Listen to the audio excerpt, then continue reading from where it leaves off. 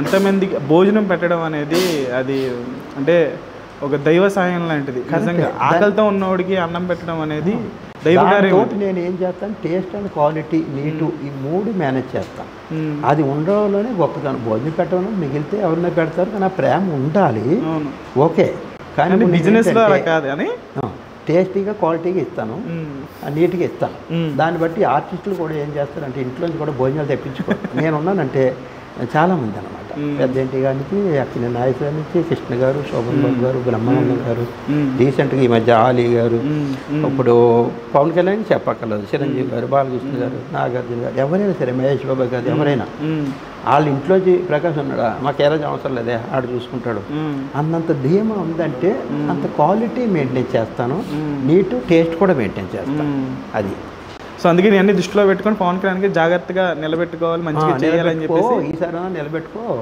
ఎందుకంటే జాగ్రత్తగా ఉండు, నా హెల్పింగ్ నీకు ఎప్పుడు ఉంటుంది, చేస్తానే ఉంటున్నా. ఆ జాగ్రత్త మాత్రం ఎప్పుడు పవన్ కళ్యాణ్ గారు చెప్తూ ఉంటారు, మీకు ఎప్పుడు చెప్తుంటారు, పెట్టాలి, అందరికీ పెట్టు, అందరికీ జాగ్రత్తగా పెట్టు. ఒక రేట్ అంటుంటుంది కదా, ఆ రేటు ప్రకారంగా ఆ లిమిట్ ఉండు, ఆ లిమిట్ దాటితే మనం లాస్ అయిపోవా, అంతే కదా అని చెప్తారు, నవ్వుతా. మీరేమన్నారు మరి అలా అని చెప్తే? నేనేమంటాను, ఇప్పుడు ఇది రెస్టారెంట్ కాబట్టి దీనికి రీజన్ ఉంది, ఆ ప్రకారంగా చెయ్యాలి. ఇప్పుడు షూటింగ్ అనుకోండి, ఏదో ప్రొడ్యూసర్లు ఇస్తారు, మేము ఫుడ్ చేస్తాం, అది మిగిలిపోయింది అనుకో పడేస్తారు.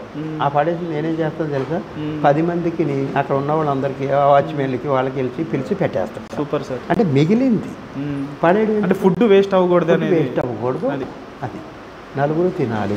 ప్రొడ్యూసర్ పేరు చెప్పుకుంటారు కదా, అది మనం ఫ్రీగా దాన ధర్మాలు చేస్తాంలే. అక్కడ ఏంటంటే ఉన్న దాన్ని మనం పడేయకుండా అక్కడ వాచ్మెన్స్, ఆ తుడిచేటోళ్ళు, వాళ్ళు కొంతమంది షూటింగ్ లేక పని లేక వచ్చిన వాళ్ళకి నేను కావాలని వాళ్ళు అబ్జర్వేషన్ చేసి పెడుతుంటా. అది నాకున్న పేరు. ఓకే. సో ఆయన ఇప్పుడు రాజకీయాల్లో చాలా బిజీగా ఉన్నారు, చూస్తున్నాం. తెలంగాణలో ఎలక్షన్స్ అయిపోయినాయి. అవును. మన బీజేపీ తరఫున కూడా ఆయన చాలా కష్టపడుతున్నారు, చాలా కష్టపడుతున్నారు. ఈసారి డెఫినెట్గా ఆంధ్రప్రదేశ్ సీఎం అండి ఆయన, 100%. ఎందుకంటే ఇప్పుడు ఆయన 10 years నుంచి ఒక్క ఏరియాలో కూడా గెలవకపోయినా కూడా 11 years అవుతుంది. 11 years నుంచి పార్టీని అట్లా పెట్టుకొని ఉన్నారంటే ఎంత గ్రేడు. ఇప్పుడు అసలు పార్టీ ఒక్క నిమిషంలోనే లేపేసుకోవచ్చు. ఓడిపోయాం కదని చెప్పేసి చాలామంది ఈ పార్టీలో ఆ పార్టీలో జంప్ అయిపోవడం, లేదా పార్టీ అట్లా జరుగుతుంది. మరి ఈయన పార్టీ మూసేయకుండా 11 years నుంచి ఎందుకున్నారు? ఈయన ఒక సినిమాకు 100 కోట్లు, 80 కోట్లు, 150 కోట్లు కూడా ఇప్పుడు ఇవ్వడానికి రెడీగా ఉన్నారు. అటువంటి సినిమాలు అసలు ఎన్ని చేయలేదు ఆయన. ఆ సినిమాలతో ఆయన బతకొచ్చు కదా. అది కాదు, 10 మందికి హెల్ప్ చేయాలి. ఏం చేయాలి? ఒక మనిషిగా పుట్టి మన హీరో అయ్యాం, ఓకే, బాగానే సంపాదించుకుంటున్నాం, ఓకే, కానీ 10 మందికి మనం హెల్ప్ చేయాలి. ఆ హెల్పింగ్ ఎట్లా రిచ్గా చేయాలి, క్లాస్గా చేయాలి. ప్రతి వ్యక్తి కూడా బాగుండాలి అన్న కోరిక అయితే. అందుకే ఇప్పుడు డెఫినెట్గా సేమ్ అయిపోతుంది. ఈ సంవత్సరం ఇప్పుడు ఇంకా 2 March, April ఎలక్షన్స్ ఆంధ్రాలో 100% ఆంధ్రాలో ఆయనే సీఎం. మీకు అనిపిస్తుంటుంది సార్ పవన్ కళ్యాణ్ గారిని చూస్తుంటే, అరే ఈయన ఇంత స్టార్టప్ పెట్టుకుని ఈ రాజకీయాల్లోకి, ఈ బురద రాజకీయాల్లోకి ఎందుకు వచ్చారు, అందరితో మాటలు అనిపించుకుంటారు? ఎందుకు అనిపిస్తుంది తెలుసా? నేను ప్రొడక్షన్ చేపు 42 years నుంచి ఉంటున్నాను, మెడ్రాస్ టు హైదరాబాదు. నేను ఫస్ట్ మెడ్రాస్ వెళ్ళిపోయాను ఒక సినిమా పిచ్చిలోని. వాణిశ్రీ గారి దగ్గర నేను అసిస్టెంట్గా పనిచేశాను. ఆమె 100 రూపాయలు పెట్టి కార్డు ఇప్పించింది, ఏది ప్రొడక్షన్ కార్డు. నేను మేకప్ మ్యాన్ అవ్వాలని వెళ్ళాను, ఇంతవరకు ఒకసారి చెప్పాను. దాన్ని బట్టి నేను ఇప్పటి వరకు కూడా ₹1 సంపాదించకపోయినా అదే రేంజ్లో మంచి ఫుడ్ పెడతాడో, మంచి టేస్ట్ ఇస్తాడో, మంచి క్వాలిటీ ఇస్తాడో అని ఎందుకు పేరు తెచ్చుకున్నాను అంటే, నాకు ఆ బ్రాండ్ కావాలి, అది కావాలనే కదా ఇంతవరకు నేను ఉన్నాను.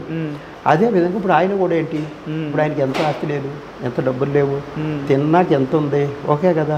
అటువంటిప్పుడు ఎందుకు ఎవరో చేయకపోయినా వాళ్ళ ఇంట్లో ఈయన ఎందుకు చేస్తున్నారు? నేను రాజకీయాల్లో ఉండడమే కదా, అక్కడ నేను సీఎం అవ్వాలని అంటలేదు. ఆయన సీఎం అయినా కూడా, సీఎం అయితేనే పవర్ ఉంటుంది, ఆ పవర్ తోటి ప్రజలను కాపాడగలరు. అందుకని ఇప్పుడు ఆయన ఏంటంటే, నేను ఎట్లయినా సీఎం అవ్వాలి, ప్రజలకు డిఫరెంట్గా, ఇప్పటివరకు ఎవరు చేయందంతా నీట్గా చేయాలి అని చెప్పేసి అనుకుంటున్నాను. ఓకే, డెఫినెట్గా సార్ 100% సీఎం ఆంధ్రప్రదేశ్. ఓకే, ఆయన డిఫరెంట్గా చేస్తారు చూడండి. ఈసారి గెలిచిన ఒక 5 daysలోనే డిఫరెంట్. ఆయన నడిచి వెళ్ళిపోతాడు, ఇంటింటికి నడిచి వెళ్ళి. ఎందుకంటే స్వతహాగానే పవన్ కళ్యాణ్ గారికి ఒకరికి సాయం చేయాలనేటువంటి పక్కనోడికి, ఆపదలో ఉన్నవాడికి సాయం చేయాల్సిన గుణం మొదటి నుంచి ఉంది ఆయనకి. ఇప్పుడే కాదండి, ఫస్ట్ నుంచి. అవును, ఆయన ఫస్ట్ నేను ఆయనతో 14-15 సంవత్సరాల జర్నీలో ఉన్నానండి. నేను అన్నీ గమనిస్తాను. ఫస్ట్ నుంచి ఆయన 5 కోట్లు సంపాదించుకున్నప్పుడు కూడా నాకు బాగా తెలుసు. 5 కోట్ల సమయం 1 కోటి రూపాయలు ఖర్చు పెట్టేస్తాడు. 10 కోట్లు సంపాదించి 2 కోట్లు ఖర్చు పెడతారు. 20 కోట్లు అట్లా. అది ఆయనకి డబ్బుతో లెక్కలేదు. డబ్బు కాదు ఇంపార్టెంట్. డబ్బు కాదు. ఆయనకి ఒక మనిషిగా పుట్టి మనం ఏం సాధించాం, 10 మందికి ఏం చేసాం అన్నది కావాలి. అది హీరో అయ్యారు, హీరో కంటే ఇంకా ఎక్కువ కావాలి. అదేవిధంగా నేను వెళ్ళి ఇట్లా కార్డు ఇచ్చిన అమ్మటే సార్ ఇట్లా పెట్టుకున్నా, నాకు హెల్పింగ్ కావాలన్నాను. హెల్పింగ్ కావాలన్నా అమ్మటే గబ్బర్ సింగ్కి ఇచ్చాను, నీకేం కావాలి అన్నీ నాకు అరేంజ్ చేసి ఇచ్చారు. టక్ టక్. ఆయన్ని బయట సార్ రాజకీయంగా సార్ బయట చూసుకుంటే ప్యాకేజీ స్టార్ అని, ఇలా చంద్రబాబు నాయుడు గారి దగ్గర డబ్బులు తీసుకొని అమ్ముడిపోయారని ఇలా రకరకాలుగా అంటుంటే మీకు ఎలా అనిపిస్తుంది సార్? వ్యక్తిగతంగా మీకు తెలుసు కదా. కరెక్టే, అనుకున్నది వేరు, కళ్ళారా చూసింది వేరు. ఒక మనిషి మీద బ్యాడ్ చేయడానికి రకరకాలు అనుకుంటారు. ప్రూఫ్ చేయమని చేయలేరు కదా. ఎందుకు చేయలేరు? ఇతను తీసుకుంటలేదు కాబట్టి. అది అంతేగాని తీసుకుంటే ఎప్పుడైనా దొరికిపోతాడు. ఇలా లంచదనం దొంగతనం ఎప్పటికైనా బయటపడుతుంది. బయట పడకుండా ఇప్పటివరకు ఉన్నారంటే, ఇప్పటివరకు నిరూపించలేదంటే ప్రజలంత తెలివి తక్కువ కాదు, సిబిఐ డిపార్ట్మెంట్ తెలివి తక్కువ కాదు. ఇమీడియట్గా పట్టుకుంటే యాక్షన్ తీసుకుంటారు. మాట్లాడడం తేలిక, అది మాట్లాడడం తేలిక. అంతేకాని ఏదేదో రకరకాలు అనుకుంటారు. అయినా అనవసరం మనిషిని బ్యాడ్ చేయడానికి అది ఏమీ లేదు. ఉంటి పడి బయట పడాలి కదా. ఎందుకు పడలేదు? నీతి నిజాయితీ అని మనిషి. అదే విధంగా ఈ గబ్బర్ సింగ్ కిచెన్ కూడా నేను వెళ్ళగానే సార్ ఇదంటే నవ్వారు, నువ్వేం చేసినా సరే ఇంకంతే సంగతిలో నేను హెల్పింగ్ ఉన్నా అంతే, నా గురించి ఏం చెప్పక్కర్లేదు, బయట హెల్పింగ్ చేస్తున్నానని. ఇదైనా సరే నిలుపుకో మంచిగా చేసుకోని చెప్పేసి బ్లెస్సింగ్స్ ఇచ్చారా? అవును, బ్లెస్సింగ్స్ ఇచ్చారు.